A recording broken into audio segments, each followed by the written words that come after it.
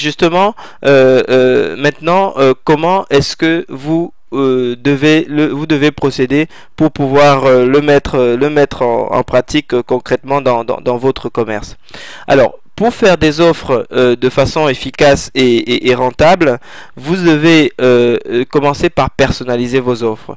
Personnaliser vos offres, qu'est-ce que ça veut dire? Ça veut dire profiter, par exemple, célébrer tous les anniversaires de vos clients.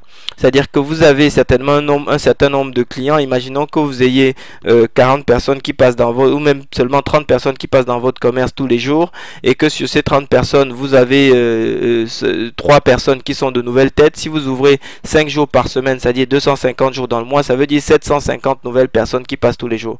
Si vous captez seulement les dates d'anniversaire de la moitié d'entre eux, ça veut dire que chaque jour vous pouvez fêter un anniversaire et donc envoyer une offre personnalisée et hyper pertinente que très peu de clients reçoivent, et il y a très peu de commerçants de proximité qui sont capables de leur porter une telle attention. Donc fêtez tous les anniversaires clients, parce que c'est ça qui va faire en sorte que les clients se souviennent de vous. Autre possibilité, donc de marquer les esprits en s'inscrivant dans le vécu de votre client ou de sa relation avec vous, c'est les anniversaires de passage. Si c'est par exemple la 5e fois qu'il passe chez vous, il faut que vous puissiez célébrer cet événement. La 10e fois que vous puissiez célébrer, la 15e, la 20e, il faut que vous puissiez utiliser tous ces événements comme étant prétexte à célébration. On est habitué à célébrer les anniversaires, donc ça vous fournit des prétextes extrêmement pertinents pour pouvoir faire des offres. Autre possibilité de personnaliser vos offres, c'est les offres de reconquête.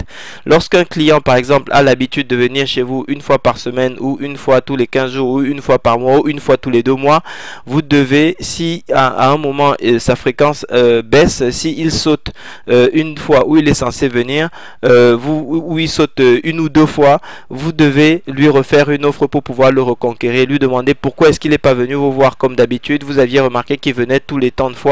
Et là, la façon dont ça va résonner dans l'esprit de votre prospect, c'est en fait, il va s'apercevoir que vous faites attention à ce qu'il vous propose, vous faites attention à sa fréquence de passage chez vous, que vous êtes qu'il est important pour vous, et il ne sera certainement pas insensible à cette requête, et même s'il ne vient pas de toute façon, il ne vous oubliera pas.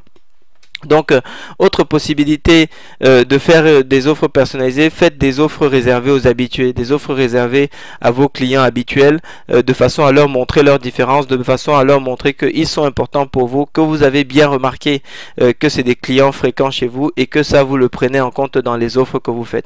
Donc, autant d'outils qui vous permettent de faire des offres personnalisées, et donc de cette façon de toujours rester présent, actif dans l'esprit des clients, de façon à ce que lorsque dans leur entourage il y a des gens qui ont besoin de prestations ou de produits que vous vendez, qu'ils pensent spontanément à vous, parce que vous avez toujours une façon habile de leur faire des offres. Parce que si vos offres ne sont pas personnalisées, eh bien vos offres deviennent des espèces de messages indésirables, et vos clients vont rapidement demander à sortir de votre fichier client.